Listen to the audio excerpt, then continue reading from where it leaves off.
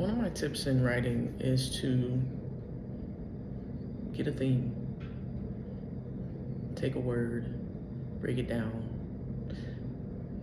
and use that definition throughout your story. In the book Creative Sparks by Jess O'Day, and yes, that's me, I used pencil. Yes, the thing we used in school, the thing that most people nowadays are using, mechanical incense or pens, but a pencil. And the prompt is titled "To Describe a Woman in Comparison to a Pencil." My biggest tip in writing is to just take something and make it bare bones and see what you get from that. And a pencil defined, it creates marks by physical abrasion, leaving a trail of solid core material that adheres to a sheet of paper or another surface. It's a drawing or writing implement with a solid pigment core and a protective casing that reduces the risk of hair breakage and keeps it from marking the user's hand. There are many, many things that go into a pencil, even though it's so simple. You have the graphite, which is the opaque mineral that's soft enough to leave the black mark. And then you have the breakdown of graphite. It's a mineral of extremes. It's soft, it cleaves with light pressure, and has a very low specific gravity. It's in contrast. It is extremely resistant to heat and nearly inert in contact with any other material. There are many, many different things, like the fact that a pencil is made out of wood most times. So then you have the tree breakdown, what kind of tree it comes from. That can even go into how expensive pens are. And there's a young lady on this app that talks about the expenses of the rich and things that maybe poor people don't understand. And there are pencils that are $1,000 and more dollars, and that's crazy. But to get to the point, with that short story,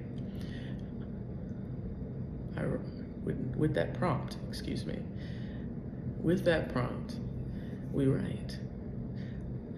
And the question is always, when I present this, how the hell are you writing a story? With that in mind, a pencil, a tool for writing, and making it about a woman. So I'm gonna read it to you.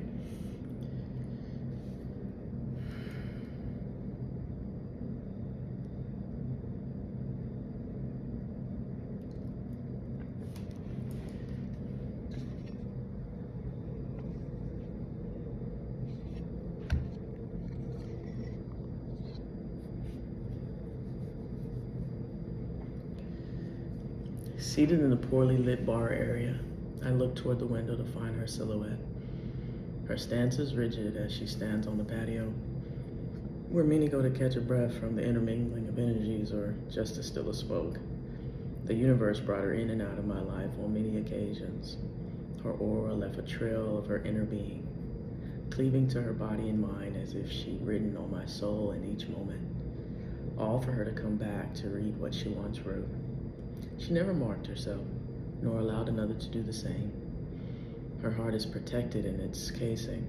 Only her lovers find maps of black pigment encapsulating them.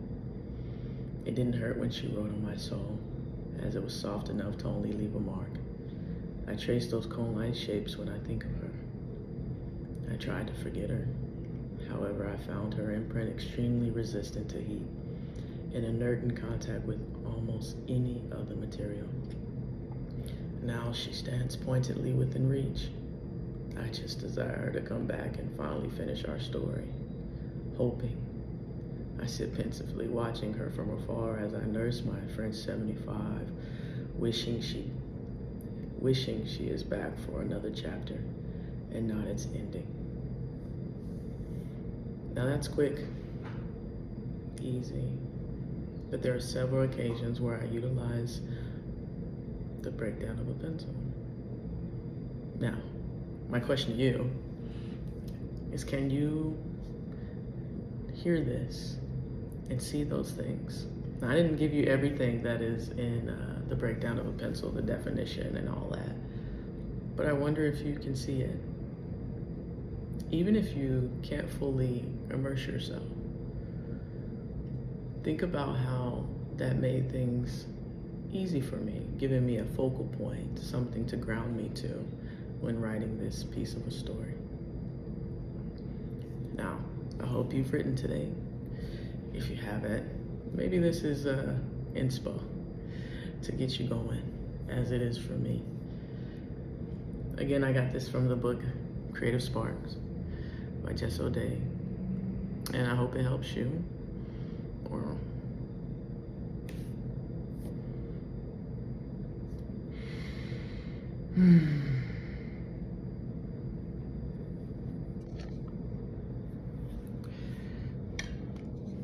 I hope it helps you. And as always,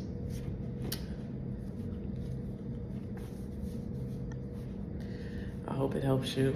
And as always, be dope.